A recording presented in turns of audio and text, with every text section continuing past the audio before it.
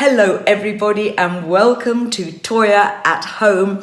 I've just realised I'm in a purple dress that I wore for the sound check at Crop Ready with Trevor Horn and Robert way back in August. And when Trevor Horn saw me in this dress, he says, "You're very purple." And I was watching the movie Elf with Will Ferrell over the weekend, and I realised that is where Trevor Horn got "You're very purple" from, because Will Ferrell says it to his love interest in the film. So the Anthem tour finished a week ago today, and I thought I'd be entering a glorious semi-retirement up until mid-January, but no, it's full steam ahead. There is so much to do. Robert and I have formulated the set list for the Toyah and Robert shows, which are creeping earlier and earlier in the year of 2023. And we're also doing the set list for the Sunday lunch tour, October 2023. The reason being is we want very subtle but incredibly specific technical things to happen. With Toyah and Robert, we want a thread running through the music that has a logic, it has a sense, it has a cultural sense, and it has a cultural journey. Now that's not going to be hard to do because the music makes that statement in itself. But what I'm doing is designing the lighting in a way that we are incorporating the history of lighting within what we're doing. So for example, when I saw Bowie as Ziggy Stardust in 1972, the lighting was very colourful and moved a lot. But by the time he was at Earl's Court in 1980, he was only using white lights. And so we're going to be moving the music and keeping the music in its cultural context. I'm hoping. I have to take into account that Robert doesn't like being lit, but he realises he needs to be lit because that's why the audience have paid for the ticket. So I'm getting there on that one. With Sunday lunch, it's going to be very much in the same theme, but I'm carrying the visuals of that show. And we're having to design how I get on and off stage and how I do various costume changes. There are not going to be costume changes every song because that will be a marathon, but there are going to be very affectionate references to Sunday lunch. So this needs to be designed now, and this is what we're doing up until Christmas. And because it is wonderfully, and I am grateful that it is so busy, I just had to turn down an availability check next week for the National Theatre. But there's just so much going on. I've got film crews here virtually every day at the moment, making documentaries. And it's, well, this is what it is. This is what it is. So I'm going to be reacting today to a song that I feel at the time it was written was kind of referencing the protest songs of the 1960s, the protest songs of the 1970s. But in the 1970s, rock evolved so quickly into what we now know it today, and very much what it became in the 90s. 1970 took rock and roll by the shoulders, shook it and reformed it into something that allowed it to shoot off on many tangents. So the protest song kind of fell into a pocket at a time when many choices could be made within music. In the 1960s, the journey of rock and roll came very much from the 1950s, from the blues of the 40s, the 50s, and the early 60s. And then the Beatles and the Stones and Eric Clapton very much took it on one path, and then suddenly, boom, all these styles came. You had punk, you had industrial from Detroit, from Perubu, and then you had electronica from Kraftwerk, from Human League. I mean, everything was going out on tangents. So this song I'm commenting on today, Furious Futures, very much takes me back to how I fell in love with Dylan in 1960s without really knowing it, because the only music my family talked about was the Beatles at that time. And then finding protest within the songs of Alice Cooper within the early 70s. And of course, even King Crimson had their form of protest songs, and certainly Pink Floyd did. but there was so much pop culture evolving that we were all being distracted by finding what we loved as individuals. Furious Futures is a really powerful protest song. I mean, it's utterly amazing.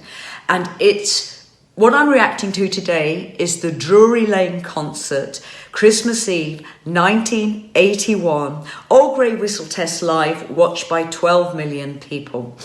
It's a fabulous performance and it says so much.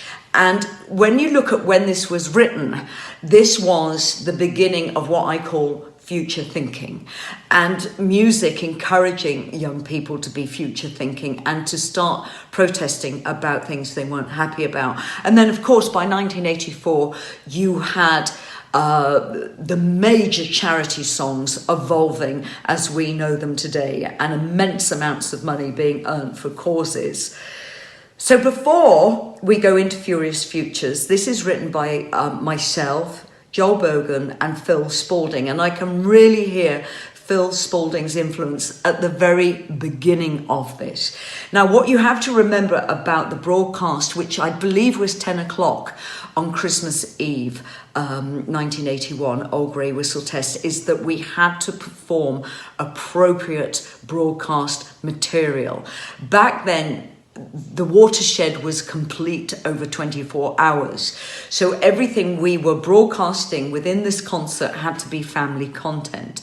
And I'm still absolutely amazed that this song was accepted in the set list, because it talks about the suicide machine. It talks about the bodies still burning, which was a reference to Joel Bogan's past, his family, his heritage. He's a Jewish person and very, very much was fighting and protesting against what happened to his culture during World War II and, right back throughout history. So there's references within this song to all of that. What I find particularly interesting about me during this song is that I had to do a matinee the day before, and we had to do an extensive rehearsal on the day that we performed this, and my throat was just so knotted. It was knotted with just general tiredness, because this was the end of our Christmas tour throughout the whole of December, which went across Europe as well as the UK. But also I'm tired because of overuse in such a small 48-hour period of time. Now today I don't allow that to happen to me, but back then I had no say. If I complained about being overtired, I was treated like a hysterical woman. But during this performance, my voice has warmed up. Now this happens now this is technical and it's also slightly gross, but this happens when there's no air conditioning in a building, and the moisture from all of the bodies in the building makes the air very usable to a singer. The moisture comes into the larynx, into the lungs, and I can start to resonate. Now, some of you might have read about the immense amount of money that Adele has had to spend to do her residency at Las Vegas. Las Vegas air is very, very dry. It's a voice wrecker. And most of the venues now do everything they can to humidify the air. But if the singer is staying in a hotel or a property where the air is dry, they have to drive through dry air. They have to walk through dry air to get to the venue. That is enough to wreck your top notes. And science and venues now takes this seriously. So if you read about Adele and her going into her residency in a couple of days, the amount of money that has been invested to make the air workable for her incredible range and incredible power, I can tell you, it's a wise investment.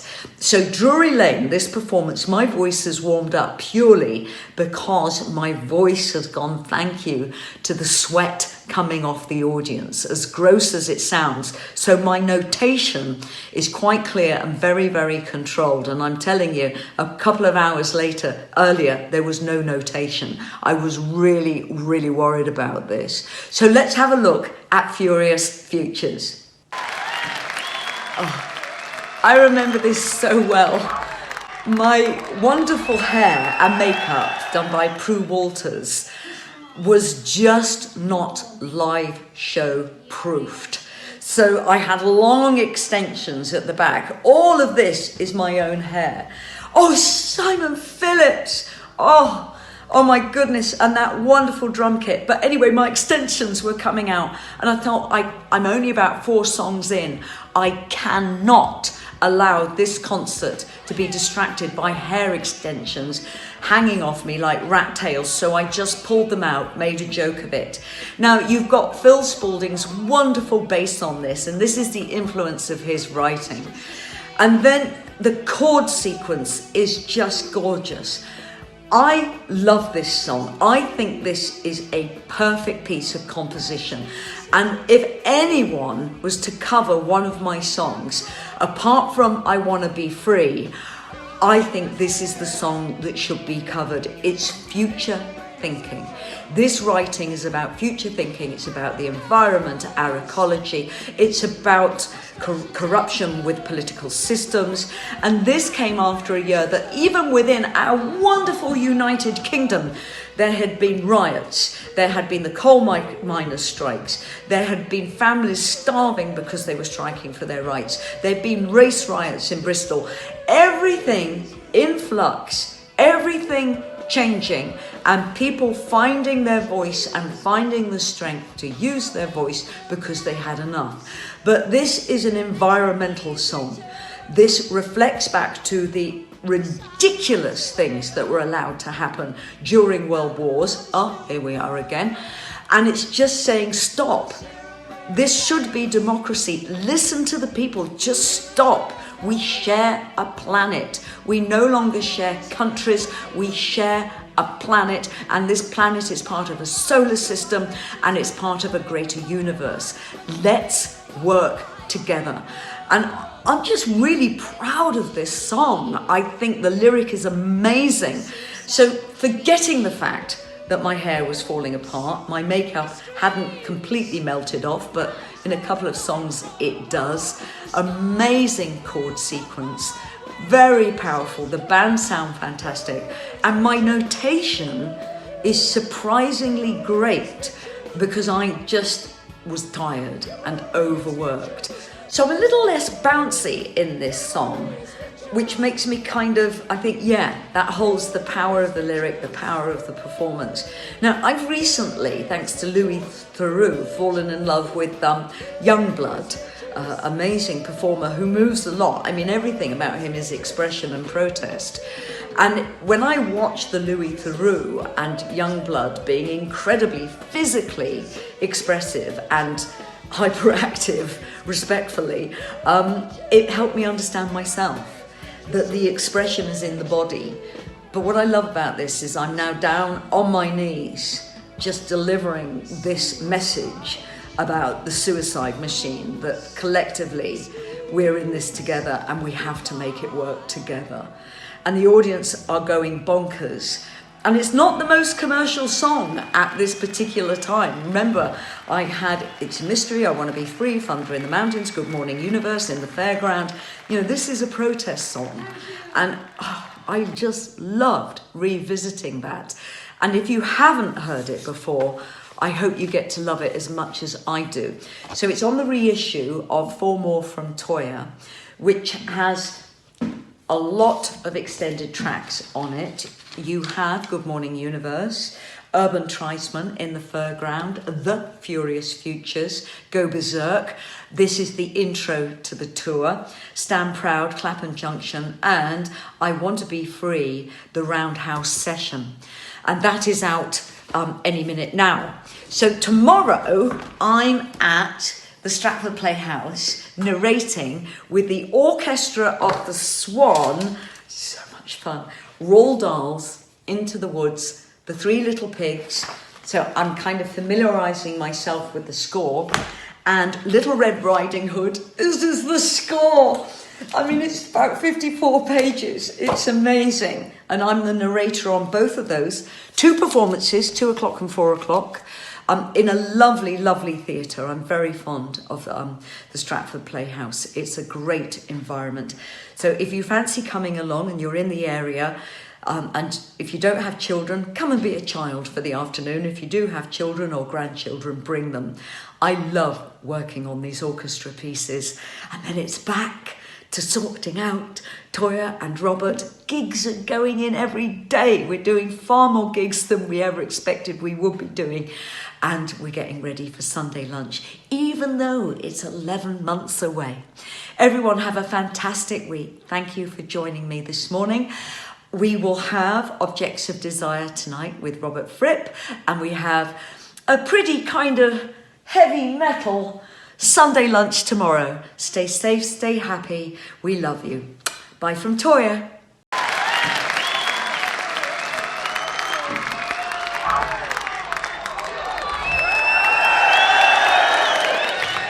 This one is called The Furious Futures.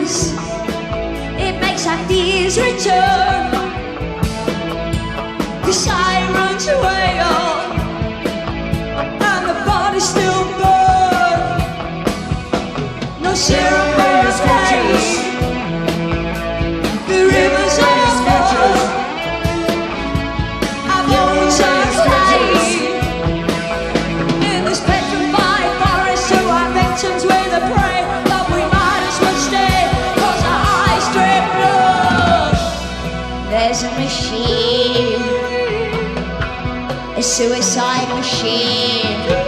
It rolls, it screams, a prize for a life from a cloud in the sky.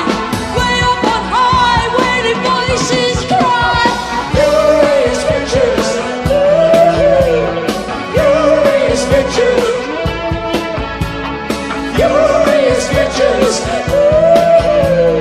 furious pictures. Furious pictures, furious pictures, furious pictures, furious pictures, furious pictures,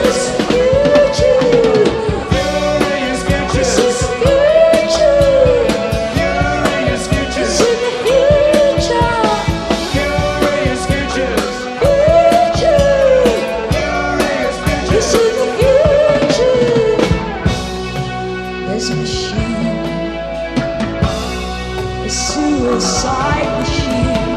It rolls, it screams, goodbye.